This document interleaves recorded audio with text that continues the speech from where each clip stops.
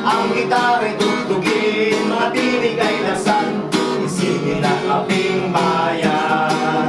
At ating pasiglain ang pagkikiligma sa awit ng paglayan. I would like to end the welcome remarks by informing you that I received information just this morning that another trade union activist has been killed this morning. Jesus Servida, a full-time organizer in the factory in southern Tagalog. It is a Japanese multinational company in the export processing zone in Cavite, was killed in front of the Miyazaki factory gate this morning.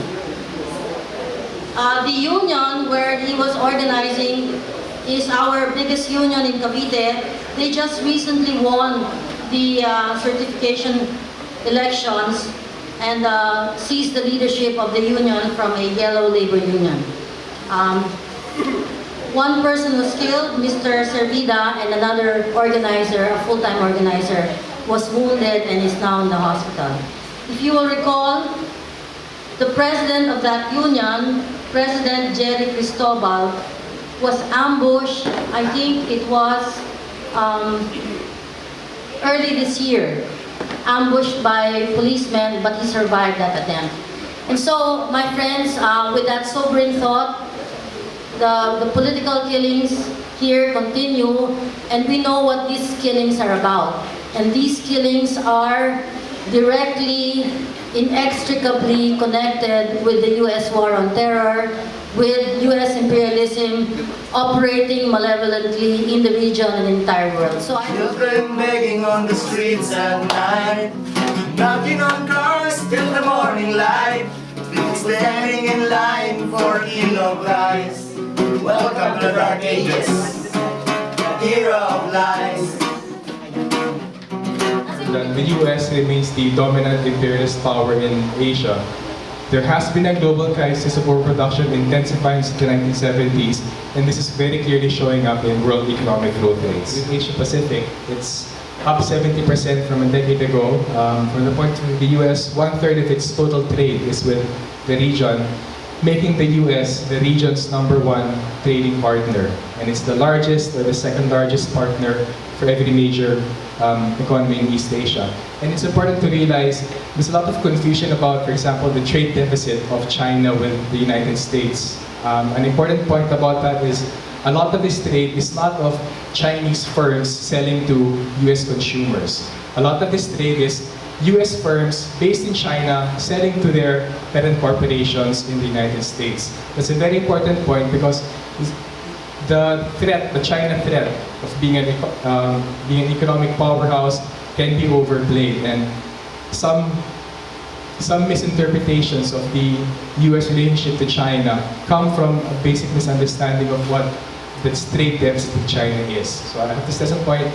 A lot of this trade, actually 70% of Chinese trade with the United States is with foreign invested enterprises, not with Chinese firms. So a lot of this trade deficit is actually trade between TNCs, not trade by Chinese producers to American consumers. Ever since the 1950s, there's been a lot of hype about East Asia. First, starting with the 4 Asian dragons, South Korea, Taiwan, Hong Kong, and Singapore. We all know how they've been bandied about as how successful a country can be if you go the capitalist way. But quite clearly, the experience of the last 2 decades in East Asia has been not the flourishing of Asian capitalism, not development for all these people. What's been happening is monopoly capitalism entering the region, and then the reflection in terms of growth, exports, FDI, the reflection of that is basically monopoly capitalism making their profits in the region. So I think even any talk about regional integration,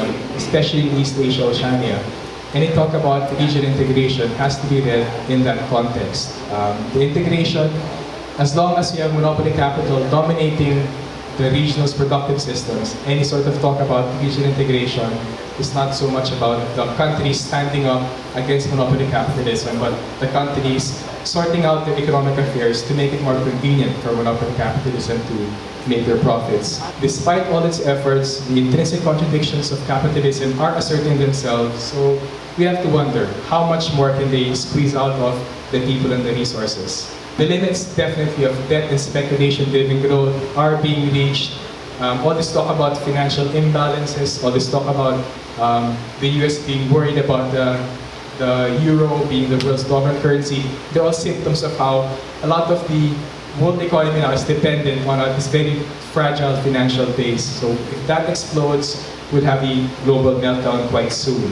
Beyond all this economic blah blah, obviously the surest foundations for any sort of decent progressive economy for our peoples will come from our people's struggles, not from yak-yackers in the economy.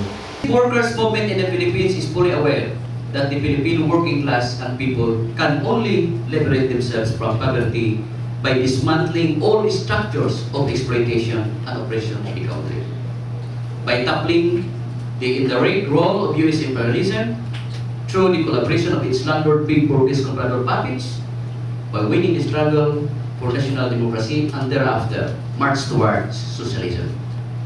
By uniting with all workers and oppressed peoples of the world and liberate not only our class, but the whole humanity from wage slavery and from all forms of exploitation and oppression. Dan salamat, babae mo. The way to adjust peace is to fight for social liberation. The way to adjust peace is to fight for social liberation. The people must rise up to fight the imperialist puppets, gain the power to free themselves and build a just and lasting peace. The people must rise up to fight the imperialist puppets, gain the power to free themselves and build a just and lasting peace. Okay, we have serious business. Our next speaker is Len Cooper. He is Secretary of the Communications, Electrical, and Plumbing Union of Australia. Please welcome Brother Len. The thing about it is, of course, that US imperialism is decaying quickly. US imperialism is weaker and more isolated than it ever has been. And that means our victory is assured. Our unions must aim at building a movement and not just a strike struggle. Long live the struggle against, the mass struggle against imperialism, long live international solidarity, and long live the socialist objective. You're able to have a march yesterday which was really threatened the ASEAN, and because of that they have postponed the summit. Congratulations. So I was asked by the broadcast, is this your victory? Yes. I said, well, it is not our intention to postpone the ASEAN. It is not our intention to dismantle the ASEAN. It is our intention that the ASEAN should expose what it is talking about. If the United States has an enhanced partnership program with the ASEAN, if the ASEAN has a systematic program against the workers, the farmers, the fisherfolk, and so on, then the people must know, and the people must have the right to protest. And if they cannot hold the ASEAN with that discussion, if they are so ashamed of what they're doing that they will postpone it, then that is our victory.